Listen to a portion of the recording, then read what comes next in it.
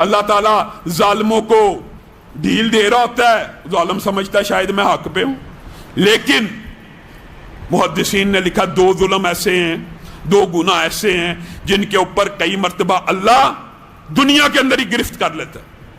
ایک تو گرفت یہ ہے نا، ایک عام فہم بات ہے، الٹیمیٹ جسٹس جو ہے وہ کہاں پہ ہونا؟ قیامت والے دن ہونا۔ ایک بندے نے 10 قتل کیے ہیں دنیا کے اندر، اس کو ایک مرتبہ قتل بھی کر دیا جائے تو یہ الٹیمیٹ جسٹس نہیں ہے۔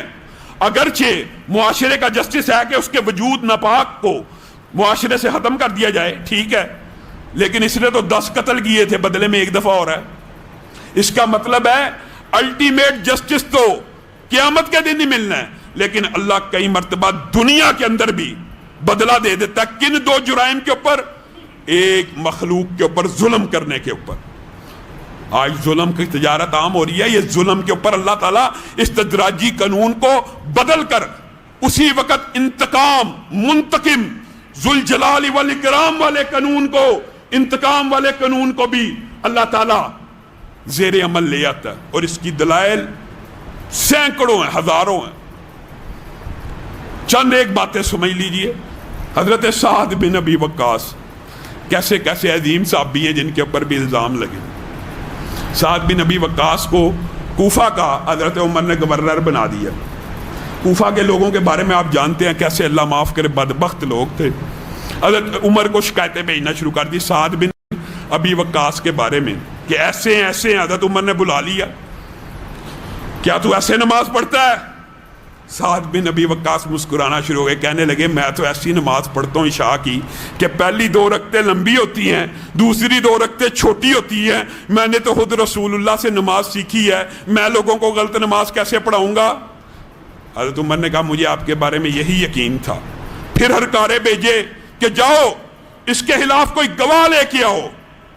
ایک بدبخت کوفہ کے اندر ایک مسجد میں لمبا واقعہ کھڑا ہو گیا، اس کا نام ابو سعدہ تھا، کہنے لگا سعد بن ابی وقاص مال صحیح تقسیم نہیں کرتا، سعد بن ابی وقاص جہاد سے پیچھے رہتا ہے، سعد بن ابی وقاص نماز صحیح نہیں پڑھتا۔ معاذ اللہ معاذ اللہ۔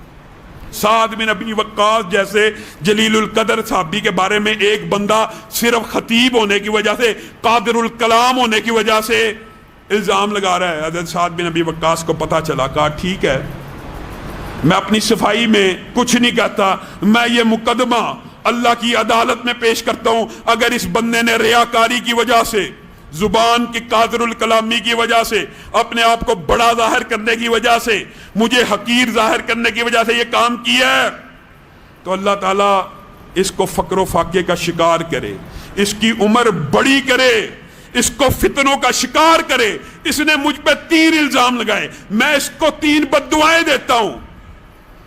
اگر میں مظلوم ہوا، یہ ظالم ہوا، اس کو یہ 3 بددعائیں لگ جائیں گی۔ پھر راوی نے خود لکھا ہے، راوی کہتا ہے اللہ کی قسم ایسی بددعا لگی، وہ ابو سعدہ بوڑھا ہو گیا، بوڑھا ہو گیا، پیسہ جیب میں ایک نہیں رہا، وہ گلیوں میں لوگوں سے بھیک مانگتا، اتنا بوڑھا ہوا کہ بھویں آنکھوں کے آگے آ جاتی، اور وہ بھووں کو اٹھاتا، آنکھوں کو کھولتا اور راہ جاتی لڑکیوں کو چھیڑتا۔ فتنے کا شکار بھی ہوا، عمر بھی لمبی ملی، فقر و فاقے کا شکار بھی ہوا، 3 بددعائیں لگ گئی۔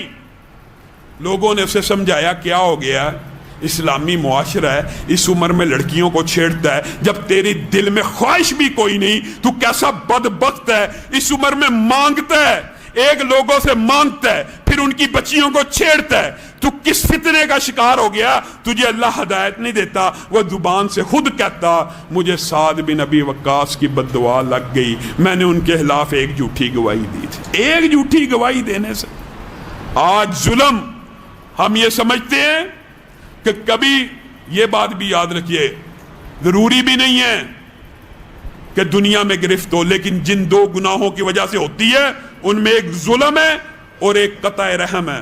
جو بندہ اپنے رشتہ داروں کی رشتہ داری کو توڑ دیتا ہے اس کو بھی اللہ اس دنیا میں پکڑتا ہے بالعموم، اور جو بندہ ظلم کرتا ہے اس کو بھی اس دنیا میں پکڑ لیا جاتا ہے۔ ورنہ جتنے قوانین ہیں وہ استدراج کے قوانین ہیں۔